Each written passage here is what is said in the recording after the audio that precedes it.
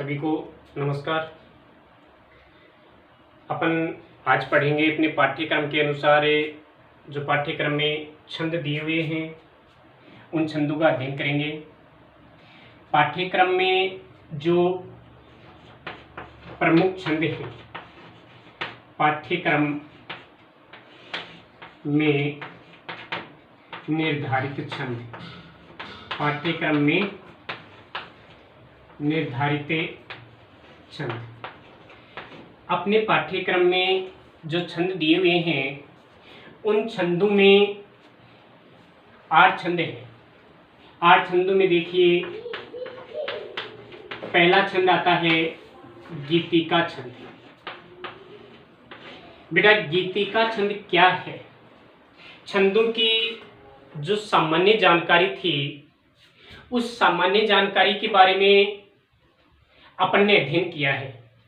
आपने अब तक के 3 वीडियो पढ़े हैं। तीनों वीडियोज में छंदों की सामान्य जानकारी थी, छंदों की शब्दावलियां पढ़ी हैं। प्रमुख रूप से छंदों में जो भूमिका होती है वो गण की और मात्रा की होती है। अन्य शब्दावलियां भी महत्वपूर्ण हैं, वहां से भी प्रश्न उठता है, लेकिन मात्रा और गण के बिना, मात्रा और गण के बिना छंदों का अध्ययन किया जाना मुश्किल है। तो आप देखते हैं कि गीतिका जो छंद है, यह छंद कौन सी श्रेणी का छंद है? भाई आपने जो शब्दावलियां पढ़ी थी उनमें आपने देखा था, और जो छंदों के प्रकार आपने देखे थे उनमें एक था वर्ण छंद, जिसको आपने वार्णिक छंद पढ़ा था, जिसको आपने वार्णिक छंद पढ़ा था। और एक होता है मात्रिक छंद। एक कौन सा होता है? मात्रिक छंद। मात्रिक छंद को आपने जाति छंद पढ़ा था। तो देखिए, जो अपने पाठ्यक्रम में 8 छंद हैं, उन 8 छंदों में से कुछ छंद अपन वर्ण छंद हैं के रूप में पढ़ेंगे और कुछ छंद अपन पढ़ेंगे मात्रिक छंद। यानी कि 8 छंदों में से 4 तो हैं मात्रिक छंद और 4 हैं वर्ण छंद, वार्णिक छंद। तो सबसे पहले अपन अध्ययन करते हैं वर्ण छंद का। कौन से छंद का अध्ययन करते हैं? मात्रिक छंद का अध्ययन करेंगे। क्यों? क्योंकि जो अपन छंद ले रहे हैं यह छंद गीतिका छंद है। तो गीतिका छंद कौन सी श्रेणी का छंद है? यह मात्रिक। कौन सी श्रेणी का है? मात्रिक छंद है, जाति छंद है। अब मात्रिक छंद होता क्या है बेटा? वह छंद जिसकी गणना मात्राओं के आधार पर की जाती है। वह छंद जिसकी गणना मात्राओं के आधार पर की जाती है, अर्थात जिस छंद में जो लक्षण है वो मात्राओं के आधार पर निर्धारित किए जाते हैं। तो इसके अपन लक्षण देख लेते हैं कि कौन कौन से लक्षण हैं, अर्थात इसकी जो परिभाषा है इसके जो लक्षणों से ही निकल कर आएगी। अपन देखते हैं कि गीतिका छंद का जो पहला लक्षण है वह है यह मात्रिक समछंद होता है। यह मात्रिक समछंद होता है। इसका पहला लक्षण है यह मात्रिक समछंद होता है। इसका जो दूसरा लक्षण है, इसमें यह है कि इसमें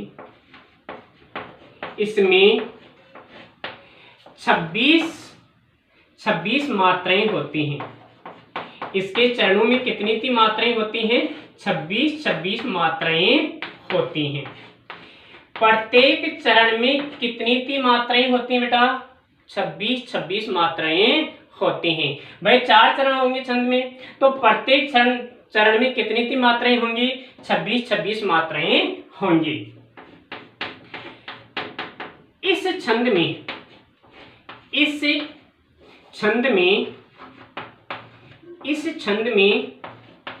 यति का अर्थ क्या होता है? विराम, विश्राम। इस छंद में यति 14-12 मात्राओं पर होती है। कितनी मात्राओं पर होती है? 14-12 मात्राओं पर होती है। यति कितनी मात्राओं पर होती है? 14-12 मात्राओं पर यति होती है।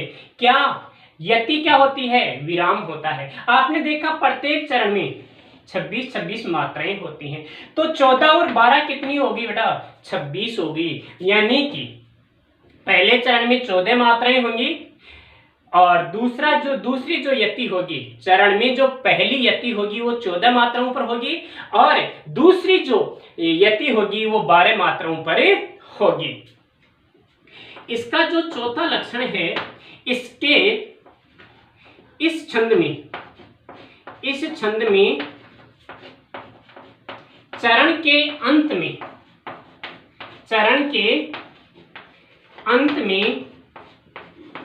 इस छंद में चरण के अंत में एक लघु व एक गुरु मात्रा होती है। यानी चरण के अंत में एक लघु और एक गुरु मात्रा होती है। और इस छंद में अगली जो पांचवा जो लक्षण है, इस छंद में तुक सदैव तुक क्या होती है? आपने शब्दावली में पढ़ा है। तुक क्या होती है? चरण के अंत में जब समान स्वर आते हैं, दो चरणों के अंत में जब समान स्वर आते हैं तो उसी को अपन तुक कहते हैं। समान स्वरों के अक्षर जो मिल जाते हैं तो वो तुक कहलाते हैं। इस छंद में तुक सदैव दो चरणों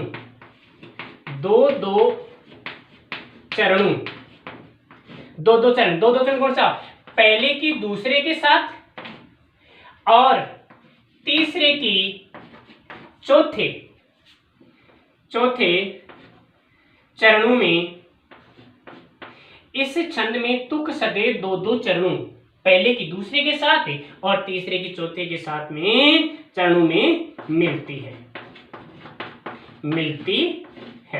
यानी कि पहले चरण और दूसरे चरण में के अंत में समान स्वर आते हैं, तीसरे और चौथे चरण में अंत में समान स्वर आते हैं। तो ये इसके लक्षण थे। देखो, पहला लक्षण अपन दोबारा से देखते हैं कि यह मात्रिक समछंद होता है। मात्रिक यानी जिस छंद की गणना मात्राओं के आधार पर होती है। फिर सम क्या है? आपने शब्दावली में देखा है। सम क्या है? यानी जिस छंद में चारों चरणों में समान मात्राएं होती हैं, जिस छंद के चारों चरणों में समान लक्षण पाए जाते हैं, वो समछंद होता है। इसमें 26-26 मात्राएं होती हैं। इसके प्रत्येक चरण में, इस छंद में प्रत्येक चरण में कितनी मात्राएं होती हैं? 26-26 मात्राएं होती हैं। तीसरा लक्षण है, इस छंद में यति यानी विराम जो है वो 14 और 12 मात्राओं पर होती है। यानी कि एक चरण है, चरण को पढ़ते समय जब 14 मात्राएं हो जाएंगी तो 14 मात्राओं पर एक बार विराम लेंगे अपन और दूसरी बार अपन 12 मात्राओं पर विराम लेंगे। इस छंद में चरण के अंत में एक लघु और एक गुरु मात्रा होती है। लघु मात्रा और गुरु मात्रा चरण के अंत में होना अनिवार्य है और इस छंद में तुक सदैव दो चरणों में मिलती है। तो ये तो थे इसके सामान्य लक्षण, अर्थात जो परिभाषा निकल कर आती है वो है। अपन देखते हैं इसके उदाहरण। देखो, अपन अभ्यास करेंगे उदाहरण लिख करके और उन उदाहरणों के अनुसार अपन इन लक्षणों को देखेंगे। तो अपन पहला जो उदाहरण है वो उदाहरण लेते हैं। थोड़ा स्पेस दे करके लिखना है जिससे कि अपन मात्राएं लगाएंगे, गण बनाएंगे और उन मात्राओं के अनुसार अपने एक एक मात्रा को गिन करके एक एक शब्द के मात्राएं लगाएंगे और उन मात्राओं को गिन करके अपन यहाँ पर छंद को पढ़ेंगे। तो देखिए, यहाँ पर अपन पढ़ते हैं, उदाहरण लेते हैं। हे प्रभु हे प्रभु आनंद दाता, हे प्रभु आनंद दाता, ज्ञान हमको दीजिए, ज्ञान हमको दीजिए, हे प्रभु आनंद दाता, ज्ञान हमको दीजिए। अब लाइन छोड़ना है यहाँ क्योंकि मात्रा लगेंगे, फिर एक लाइन छोड़ करके अगली लाइन, अगली पंक्ति में लिखना है शीघ्र सारे दुर्गुणों को शीघ्र सारे दुर्गुणों को दूर हमसे कीजिए, दूर हमसे कीजिए, दूर हमसे कीजिए। लीजिए हमको शरण में, लीजिए हमको शरण में, लीजिए हमको शरण में, लीजिए हमको शरण में। हम सदाचारी बने, हम सदाचारी बने, लीजिए हमको शरण में, हम सदाचारी बने। ब्रह्मचारी, ब्रह्मचारी, ब्रह्मचारी धर्म रक्षक, धर्म रक्षक, ब्रह्मचारी धर्म रक्षक, वीर व्रतधारी बने, वीर व्रतधारी बने। तो ये देखिए 4 चरण हो गए। इन चरणों में अब अपन को प्रत्येक शब्द की मात्रा लगानी है, फिर मात्रा गिनेंगे, फिर चरणों के अनुसार अपन मात्राओं की गिनती करके देखेंगे कि कितनी की मात्राएं प्रत्येक चरण में आ रही हैं। तो देखिए मात्राएं लगाना आपने सीखा है कि किस प्रकार से मात्राएं लगाते हैं, अपन ने अभ्यास भी किया था और मात्राओं के नियम भी अपन ने पढ़े थे।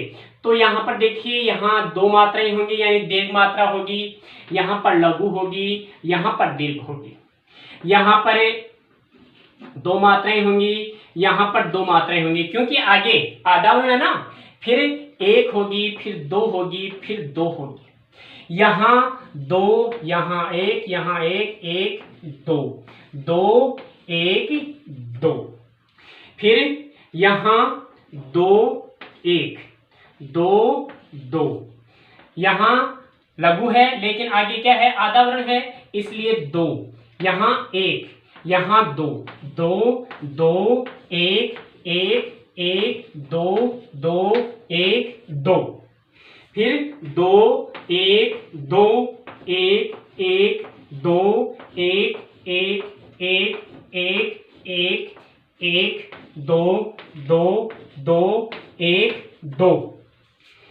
फिर यहाँ 2 मात्राएं, क्यों? क्योंकि आगे संयुक्ताक्षर आ रहा है भाई, है के साथ में मैं है, यहाँ संयुक्ताक्षर आ रहा है, इसलिए यहाँ 2 मात्राएं होंगी, यहाँ 1, यहाँ 2, यहाँ 2, यहाँ 2, क्योंकि आगे आधा वर्ण है, फिर यहाँ कितनी होगी, 1, यहाँ 2, क्यों? क्योंकि आगे संयुक्ताक्षर है, इसलिए यहाँ 2, यहाँ 1, यहाँ 1, यहाँ 2, 1, 1, 1, 2, 2, 1 और 2। अब ये तो हो गया, मात्राएं लगी। अब देखिए यहाँ 14, 12 मात्राएं आ रही हैं, पूरे चरण में 26 मात्राएं आ रही हैं कि नहीं आ रही, काउंट करो, देखें 2, 3, 5, 7, 9, 10, 12, 14, यति 14 पे हो गए ना।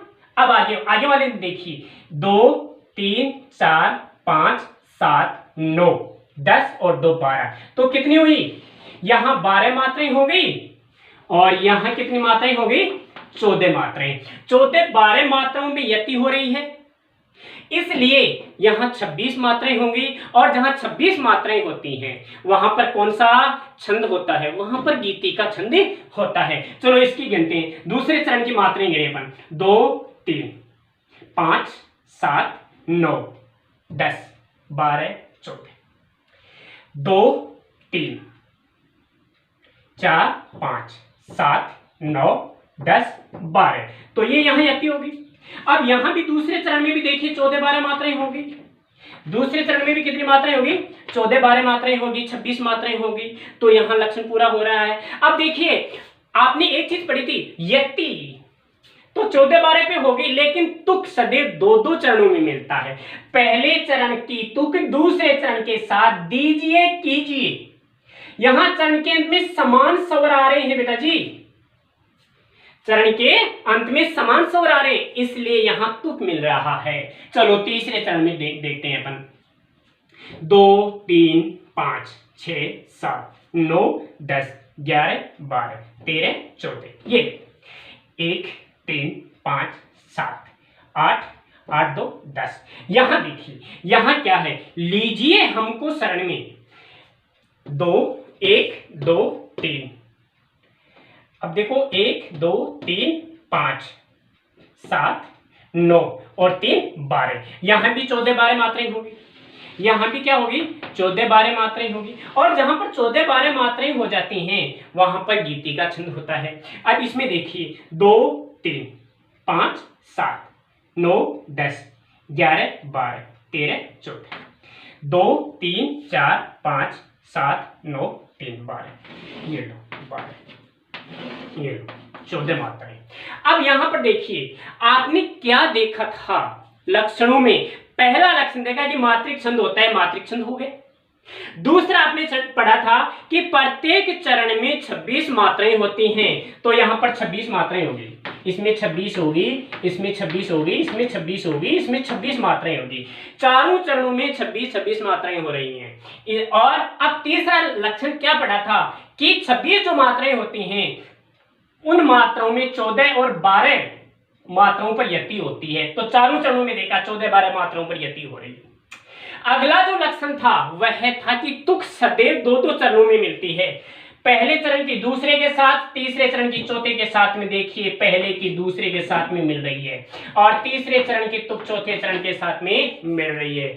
एक लक्षण आपने और पढ़ा था कि छंद के चरण के अंत में एक लघु मात्रा और एक गुरु मात्रा, एक लघु मात्रा और एक गुरु मात्रा होती है। तो इस प्रकार से ये ना देखिए, आप पढ़ते समय पेन और अपना रजिस्टर साथ लेकर के बैठें, उदाहरणों को लिखें, मात्रा लगा करके अभ्यास करें, और इनसे मिलते जुलते उदाहरण अपनी पाठ्य पुस्तक में से और ढूंढ करके उनका अभ्यास करें। प्रत्येक छंद के अपन दो दो उदाहरण याद करेंगे, क्योंकि लक्षण भी पूछते हैं, उदाहरण भी लिखवाते हैं, उदाहरण देकर के उसकी परिभाषा, उसके लक्षण इत्यादि पूछ लेते हैं। चलो अपन इसका एक उदाहरण और लेते हैं। मात्राएं आप खुद लगाएंगे, मैं मात्राएं नहीं लगाऊंगा, केवल मैं आपको उदाहरण लिखवा करके छोड़ देता हूं। मैं आपको केवल और केवल उदाहरण लिखवा कर छोड़ देता हूं, मात्राएं आप बेटा जी खुद लगाओगे, अभ्यास करना। चलो अपन यहाँ पर मात्राएं देखेंगे, और इन मात्राओं में अपन देखते हैं कि कौन सा ये छंद है। यहाँ वीर व्रतधारी उठो, वीर व्रत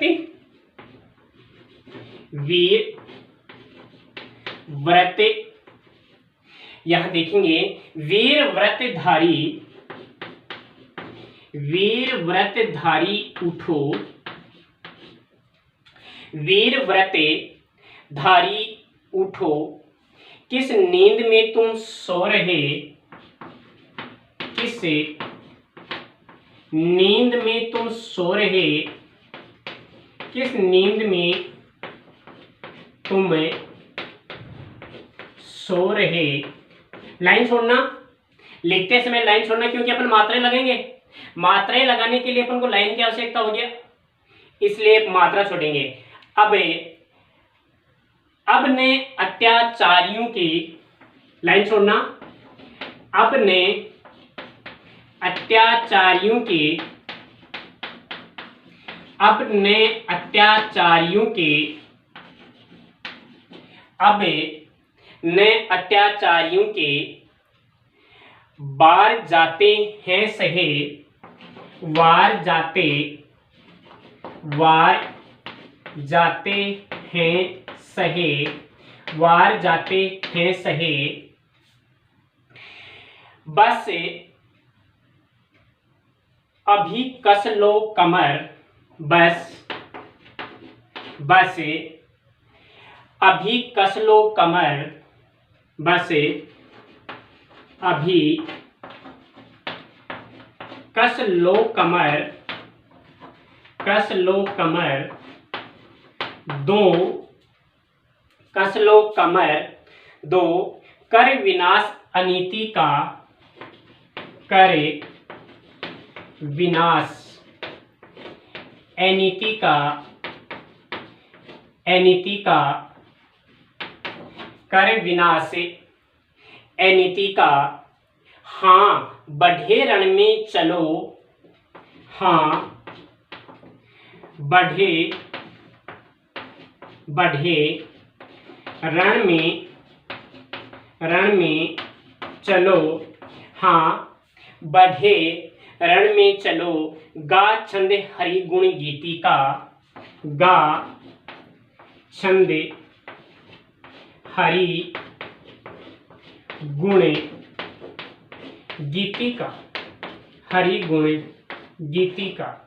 अब यहां पर देखिए बेटा, ये जो 4 चरण हैं, वीर व्रत धारी उठो, किस नींद में तुम सो रहे, अब न अत्याचारियों के वार जाते हैं सहे, बस अभी कस लो कमर, दो कर विनाश अनीति का, हाँ बढ़े रण में चलोगे, बढ़े रण में चलो, गा छंद हरि गुण गीति का।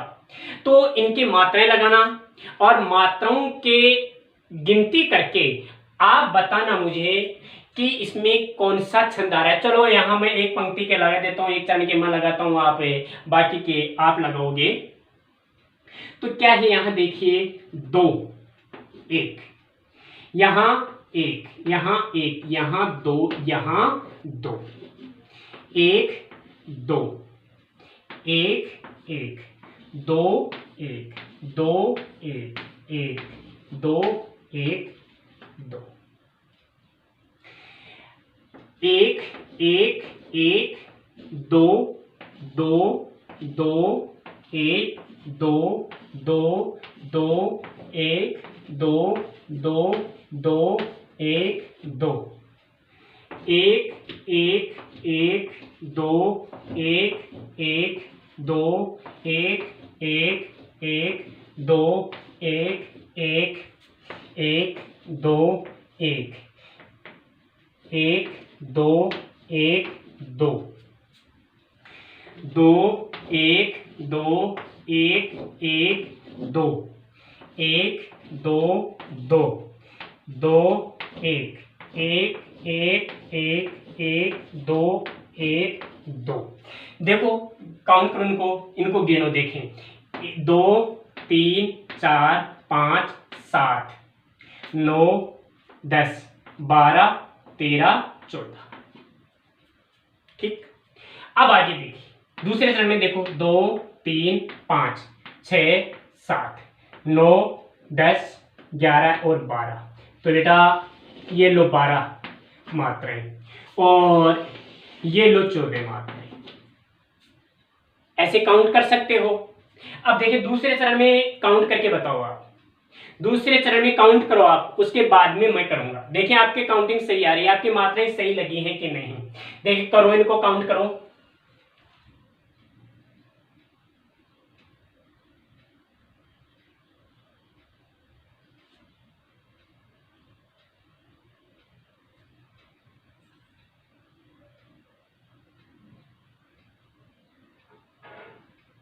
होगी काउंट, देखें 1 2 3 5 7 9 10 12 14, ये होगी।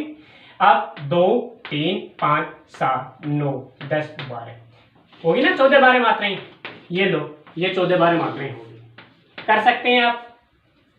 ये गीति का छंद जो है आपके अभ्यास के लिए मैंने 2 उदाहरण यहाँ लिखे हैं। अगले जो छंद अपन पढ़ेंगे उनमें एक एक उदाहरण मैं लिखूंगा, एक एक उदाहरण आप खुद लिखोगे और इसका अभ्यास करते रहेंगे। तो देखिए इसकी भी अगले दोनों चरणों का भी काउंट कर लो। 1 2 3 5 6 7 9 10 11 12। ठीक है, ये 14 होगी। 2 3 5 6 7 8 9 10 11 12। ये लो 14 12 मात्राएं होगी, यहाँ 14 होगी और उधर 12 होगी। हो गया। अब 2 3 5 6 7 9 10 12 14। ठीक है, अब ये हो गए। अब आगे देखिए 2 3 4 5 7 7 9 3 12 और ये लो। अब मात्राओं वाला तो हो गया। अब था आपका क्या चरण के अंत में क्या तुक। तो तुक क्या है, पहले की दूसरे के साथ और तीसरे की चौथे के साथ समान स्वर आ रहे हैं, समान स्वर आ रहे हैं, इसलिए वो। अब आपका अंतिम जो लक्षण था पांचों, वो था कि चरण के अंत में एक लघु और एक गुरु मात्रा आ रही है। ये लघु और ये गुरु मात्रा आया समझ में। गीति का छंद होता है, ये मात्रिक छंद है, ये सम मात्रिक छंद है। इसमें समान लक्षण है चारों चरणों में। तुके मिल रही है, यति हो रही है। तो इस प्रकार से बेटा आप अभ्यास करेंगे, प्रत्येक छंद को अपन इस प्रकार से पढ़ेंगे। अगला छंद अपन कल की क्लास में पढ़ेंगे। आज केवल इतना ही। धन्यवाद।